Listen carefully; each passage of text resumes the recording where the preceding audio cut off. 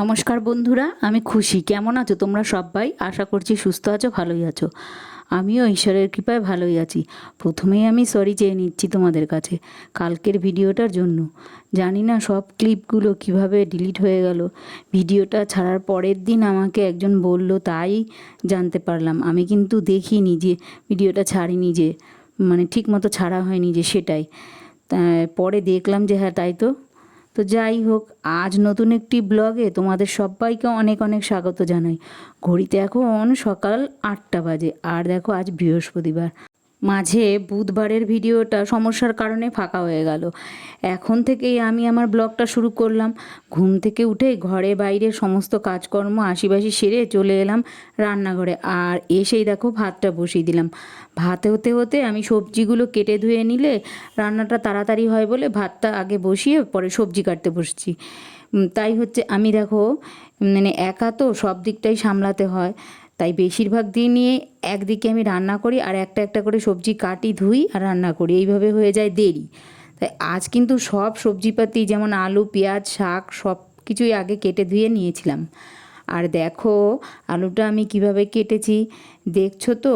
বলো তো কী রান্না হবে? না, আমি বলবো না, তোমরা নিশ্চয়ই বুঝে গেছো কী রান্না হবে। যারা বুঝে গেছো তারা তো বুঝেছই, আর যারা এখনও বোঝোনি তারা একটু অপেক্ষা করো, দেখতে পাবে। দেখো ব্লেন্ডারে ব্লেন্ড করব বলে একেবারে আদা, রসুন, টমেটো সব কিছু ওই বাটিতেই নিয়ে নিয়েছি। আর দেখো পরে আমি ব্লেন্ড করেও নিয়েছি। আর এর সঙ্গে দিয়েছিলাম আর কিছু লঙ্কা আর জিরে, এই দিয়ে আর একটু গরম জল দিয়ে পরে ব্লেন্ড করে নিয়েছিলাম। আর চিকেনটা দেখেই তোমরা বুঝতে পারছো যে চিকেন রান্না হবে। আর বেশ অনেকগুলো পেঁয়াজ কেটে নিয়েছি আর ছোট 4টে মতো টমেটো কেটে নিয়েছি। সময় নষ্ট না করে চিকেনের আলুটাকে লাল লাল করে ভেজে তুলে রাখলাম। চিকেনের আলুটা কিন্তু বেশ একটু লাল লাল করেই তুলতে হবে, মানে ভেজে তুলতে হবে। তা না হলে না অনেকটা শেষে তো মানে আলুটা দেওয়া হবে, তো সেদ্ধ হবে না।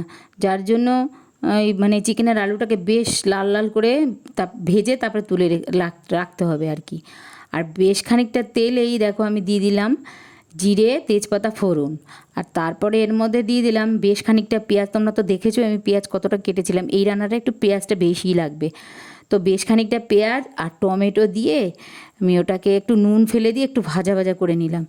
আর অল্প ভাজা ভাজা হয়ে এলেই এই মানে মশলা ব্লেন্ড করা যে মশলাটা ছিল সেই মশলাটা তাতে দিয়ে বেশ কিছুটা আরও নুন হলুদ দিয়েছিলাম, দিয়ে তারপর প্রায় 25 মিনিট মতো কষিয়ে নিয়েছিলাম।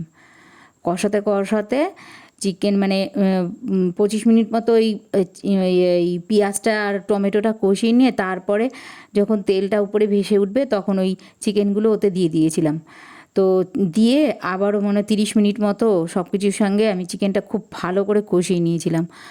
কারণ হচ্ছে পরে কিন্তু আমি চিকেনে কোনো হলুদ নুন কিছু দেইনি, মানে ওই আগে যে দিয়েছিলাম সেইটার সঙ্গেই কষিয়ে পেঁয়াজ আর টমেটোর সঙ্গে কষিয়ে তারপরে চিকেনটা দিয়ে দিয়েছিলাম, তাতেই হয়ে গেছে। পরে আর আলাদা করে দিইনি। তো যাই হোক, কষিয়ে তারপরে হচ্ছে অল্প করে ফুটানো জল আগেই গরম করে নিয়েছিলাম, জলটাকে ফুটিয়ে নিয়েছিলাম। সেই ফুটন্ত জলটা আমি এক জায়গায় রেখে দিয়েছিলাম, সেই জলটাই আমি দিয়ে দিয়েছিলাম। আর দেখো এই ফাঁকে আমি ছাদে গিয়ে দেখি ছাদের অবস্থা বেহাল। ঝড়ে সেই কী যেন রেমাল রেমাল ঝড়ে পাতা ডালা এগুলো পড়ে রয়েছে অনেক। আর এই দিকে দেখো আজকে বৃহস্পতিবার, তাই দেখো পুজোটাও করতে হবে তাড়াতাড়ি। তাই তাও এই তাড়াতাড়ি তাড়াতাড়ি করে সব কিছু করতে করতে আমার অনেকটাই দেরি হয়ে গেছিলো। তাই দেখো খুব তাড়াতাড়ি করে আমি নিচে আবার গেলাম, নিচে গিয়ে নিচ থেকে ঝাঁটাটা এনে ছাদটা ঝাড়ু দেবো বলে বসে গেলাম মানে বসে পড়িনি আর কি, মানে ছাদটা ঝাড়ু দেবো বলে ঝাড় দিতে গেলাম আর কি। আর তোমরা আমার এই পায়ের জুতোটাকে কিন্তু অ্যাভয়েড করো। ওই জুতো জোড়া ছেলের বাবার, উনি পরে না বলে তাই আমি ছাদে পরার জন্য ওইখানে ছাদের ঘরের এক সাইডে রেখে দিয়েছিলাম। যখন যে যায় তখন ওই জুতোটা পরে ছাদে যায়, ছাদে তো অনেকটা নোংরা। তাই তো দেখবে তোমরা লক্ষ্য করে যে আমি জামা কাপড় যখন কেচে ওপরে মেলতে যাই তখন এই জুতোটাই পরি।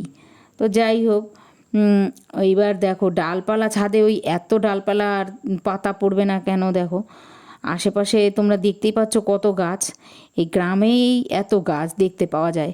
কিন্তু শহরে যাও, রাস্তার দুধারে তো একটাও গাছ নেই, আর শহরের বাড়িগুলোতেও তেমন গাছ নেই। আর এখন এতটাই গরম পড়ছে দিনকে দিন যে হচ্ছে গাছ লাগানো ছাড়া উপায় নেই। মাইক দিয়ে এমন কি অ্যানাউন্স করে যে আমাদের গ্রাম, তাই এখানেও অ্যানাউন্স করে যায় যে একটা গাছ যদি কাটেন তাহলে 3টে গাছ লাগাবেন। তো আমরা কি আর সেই কথা শুনি? আবার দেখো, বড় বড় গাছ আমাদের রয়েছে বা অনেকেরই আছে, সেই বড় বড় গাছ লাগালেও ভয় আছে ঝড়ে। ঝড় হলেই ভেঙে পড়ার ভয়। আমাদেরই এই রেমাল ঝড়ে কতগুলো গাছ ভেঙে পড়েছে বাগানে, এখনও ওইভাবেই পড়ে আছে ঘরের থেকে কিছুটা দূরে। তাই তো যাই হোক, মানে তাই আর ওটাকে তো মানে আনা হয়নি, ওখানেই পড়ে আছে। তোমাদের সঙ্গে দেখো গল্প করতে করতে আমি ছাদটা ঝাড়ু দিয়ে নিলাম, আর তোমাদেরকেও দেখিয়ে দিলাম দেখো কত পরিষ্কার করে আমি ঝাড়টা দিয়েছি। আর নিচে যেই পাতাগুলো ঝাড়ু দিয়ে ফেলেছিলাম এই মানে ওই ছাদের থেকে, সেইগুলোকে আমি আবার নিচে নেমে পরিষ্কার করে নিয়েছিলাম। আর দেখো পরিষ্কার করে স্নান সেরে পুজো দিয়ে নিলাম। আর রান্নার শেষে তোমাদেরকে আমি দেখাতেই ভুলে গেছি কী কী রান্না করেছিলাম।